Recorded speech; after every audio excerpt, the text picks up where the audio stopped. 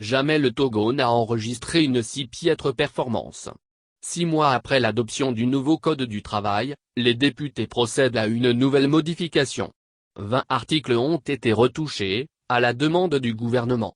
Cette sollicitude légendaire des députés de la 6e législature n'augure rien de bon pour le développement et la bonne gouvernance du pays.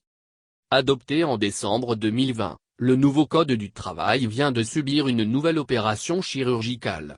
Réunis ce mardi 15 juin 2021, en la 10e séance plénière de la première session ordinaire de l'année 2021, les députés ont apporté de nouvelles modifications à ce texte qui régit le monde du travail.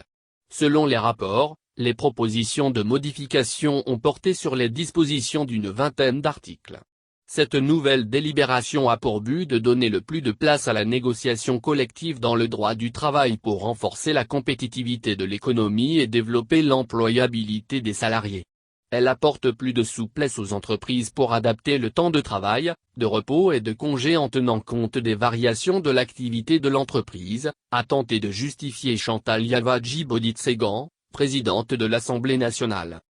Il s'agit de la deuxième modification, en l'espace de 6 mois, apportée au Code du travail adopté en 2006.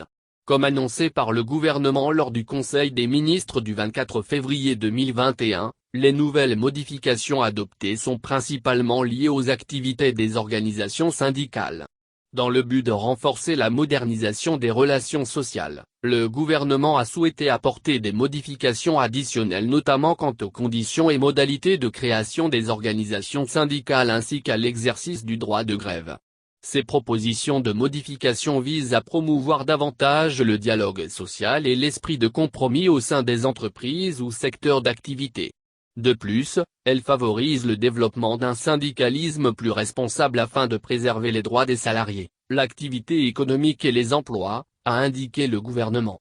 Sans doute pour éviter un nouvel épisode semblable à celui du syndicat des enseignants du Togo, SET, qui, pendant plusieurs semaines, a donné l'insomnie au gouvernement.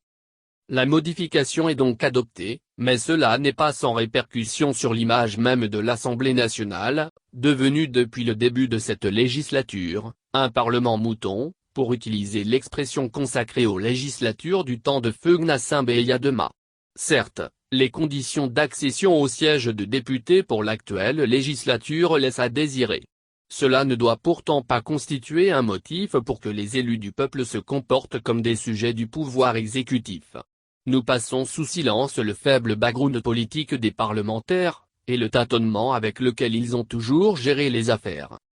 Ce qui dérange dans le comportement de la présente législature, c'est que ceux qui siègent semblent ne rien comprendre à leur mission qui n'est pas de toujours voter les textes à l'unanimité, mais de contrôler les actions du gouvernement. Difficile de comprendre que des députés se réunissent, papotent comme dans une cour de récréation, votent une loi et se retrouvent 6 mois plus tard pour le même processus relatif à la même loi. L'Assemblée nationale est devenue un ordinateur obéissant à toutes les commandes du gouvernement. Sinon, les députés auraient constaté des manquements dès la première lecture du Code du travail pour y apporter des amendements avant son adoption.